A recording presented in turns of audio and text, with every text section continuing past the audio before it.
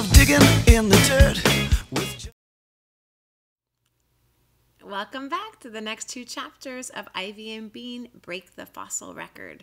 Let's see where we left off at the end of chapter 2.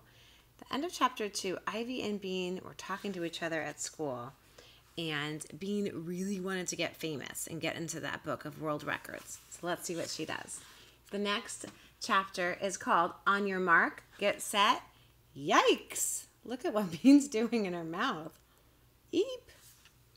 The first 40 straws were easy peasy. Bean stuck them all in her mouth at once. Then she opened another box of straws. "Arr!" she said to Ivy, pointing. "More?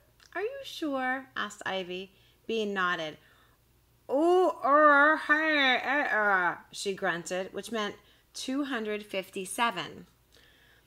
Ivy pulled a straw out of the box and shoved it into Bean's mouth, but she accidentally shoved too hard, and the straw scraped the back of Bean's throat. "Ha!" choked Bean, and the straws sprayed across the kitchen floor. Ah! Ew. Ivy winced. "Sorry." Ow! Bean's eyes were watering. She looked at the straws all over the kitchen and thought about Mary Anning. She wasn't a quitter, and neither was Bean. She began to pick up the straws. Ivy helped. Once again, she shoved 40 straws in her mouth, and very carefully, Ivy pushed in one more. 41, 42, 43. The girls were working so hard that they didn't hear Bean's dad come into the kitchen. 44. "Hi, Ivy." "Hi, Bean." Bean, what have you got in your mouth?" Bean's dad said, staring. "Aw," said Beans. "Straws," said Ivy helpfully. "She's breaking a world record." "Excellent," Bean's dad said, leaning over to see better. "How many does she need to get in there?" 257, said Ivy. She looked at Bean. Bean nodded. "How many does she have in now?" 44. Her father didn't say anything, but Bean knew what he was thinking. It was no good. She was never going to get 257 straws in her mouth. Sadly, she pulled the straws out. "I'll never break a world record." She handed the spitty straws to her father. "Thanks a lot," said Dad. "Maybe there's a different record you could break." "Like what?" asked Bean. "I can't walk on my hands." Bean's dad glanced at the sink. He hadn't washed the breakfast dishes yet. "Why don't you set the record for fast dishwashing?" he said, smiling. "That would be a good one." Bean ran to get the book. There were no records for fastest dishwasher. "This is going to be a piece of cake," said Bean, looking at the counter piled with plates. "You could do it slowly and still break the record," said Ivy. "It'd be better to do it fast," said Bean. "Super fast. Then no one will ever break my record." Her father began to look a little worried. Maybe this isn't a very good idea." "Dad, every day you and Mom tell me I have to wash the dishes," said Bean. "And now when I finally want to, you say it's not a good idea." She shook her head. Grown-ups were so weird. "Well," said her dad, "okay, but be careful." What was he talking about? She was always careful. Bean began running nice warm water in the sink. She squirted out a big jet of soap and mountains of bubbles grew.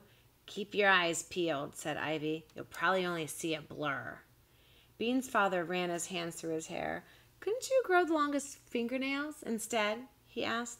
"Takes too long. You're the official timekeeper, Ivy," said Bean as the water gushed. "And Dad, you have to take a picture of me when I'm done with all the shiny, clean plates." "Sure," said her dad. "I'm going to do all these plates in 5 minutes," said Bean. "Got that? 5 minutes." "Okay," said Ivy, looking at the clock. "On your mark, get set, go." Bean grabbed a plate and plunged it into the water. Wipe, wipe, wipe. She rinsed it in the next door sink. Rinse, rinse, rinse. She put it in the dish rack. "Okay, next plate. Wipe, wipe, wipe. Rinse, rinse, rinse. Dish rack. How am I doing?" 1 minute gone, said Ivy. Wow. Bean looked at the pile of plates. She would have to hurry. Quickly she put 2 plates in the soap and wiped them. Quickly she rinsed them. Rack, again. Wipe, rinse, rack, again. Wipe, rinse, rack, again. Wipe, rinse, rack, again. How many more minutes? Yelled Bean as she scrubbed. You've got half a minute left, said Ivy. Oh no! Frantically, Bean took 2 more plates and plunged them into the soap. Zip, she wiped them. Zip, she put them in the clean water. Dish rack. Yay, you're doing it, Bean. Only 10 more seconds, called Ivy. There was 1 more plate left. Bean whizzed it into the soap and shook it. Hurry, she whizzed it into the clean water. Hurry, 1 more second. Bean panicked. Ah! She screeched, hurling the plate at the dish rack. It flew over the rack and crashed to the floor, shattering into a million pieces. There was a stunned silence. Ivy, Bean, and Bean's dad stared at all the little bits of plate sprinkled over the floor. Finally, Bean spoke. Did I do it in 5 minutes? Ivy shook her head. No. Dang! Here's a broken plate. Chapter 4 is called What a Scream. What's she gonna do next? Do you remember the Book of World Records? Let's see. When Bean's older sister, Nancy, wanted her room painted yellow, Bean's mother said that Bean could pick out a new color for her room, too. Bean picked green. Not light, sweet green, deep, rich green, the color of emeralds. Everyone told her she would get tired of it, but she hadn't. Bean loved her room. It was small and cozy. Her bed was in one corner, her toy box in another, her dresser in a third, and best of all, her basket chair was in the fourth. She liked to sit in her chair and pretend that she was an ape girl living in a jungle tree house. She had made a lot of pictures of jungle animals and stuck them on the wall. The best was the toucan. We could draw, said Ivy, looking at the pictures. We could draw dinosaurs. I don't want to draw. I want to break a world record, said Bean. Don't you? Ivy shrugged. Not really. Seems like a lot of work for nothing. I don't want spoons all over my face. But then you'd be famous, said Bean. But I don't care if I'm famous for spoons on my face. If I'm going to be famous, I want to be famous for something important, like Mary Anning. Bean shook her head. Spoons would be fine with her, but spoons were taken. Bean stared at her green wall and tried to get an idea. Ivy lay down on Bean's bed and tried to imagine finding an ichthyosaur. Quiet minutes went by. Hey, said Bean. Ivy looked at her. I've got a great idea, said Bean. This is going to be easy. I'm good at screaming, and I'm good at breaking things, right? I guess so. I'll break a glass by screaming, said Bean. I'll be the youngest person ever to do it. What? You scream and throw a glass? Ivy looked confused. You already did that with a plate.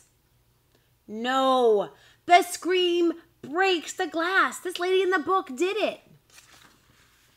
She screamed so loud that a wine glass shattered. But she was old. I could probably scream louder because I'm young. I'll be a record breaker. That's a good record, said Ivy. That'll be fun. She bounced a little on Bean's bed. Okay, said Bean. I'll need a wine glass. I'll go get it. She jumped up, and then she sat down again. Her dad was still sweeping up the little pieces of plate. He probably wouldn't be very happy to find out that she was planning to break something else. Maybe she could find something made of glass upstairs where he wouldn't need to know about it. Not a mirror. That was bad luck. But there had to be something she could use. Ooh, I've got it, she yelled. Got what? Nancy's glass animals. I'll shatter one of them. It'll be even better than a wine glass. Won't Nancy get mad? Bean pictured Nancy's face and then quickly put it out of her mind. No, she's got a gazillion of them. And besides, I'll glue the animal back together when I'm done. She won't even notice. I hope, she added silently. Ivy went on a spying mission down the hall past Nancy's room. The coast is clear, she reported when she came back. She's not in her room. Okie dokie, said Bean. She took a deep breath and headed for the door on a super quiet tiptoe.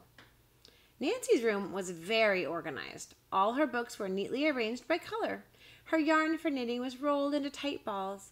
Her friendship bracelets were lying side by side on her dresser, and her glass animals were lined up in 2 long, straight rows across the top of her bookshelf. It was like a glass animal army.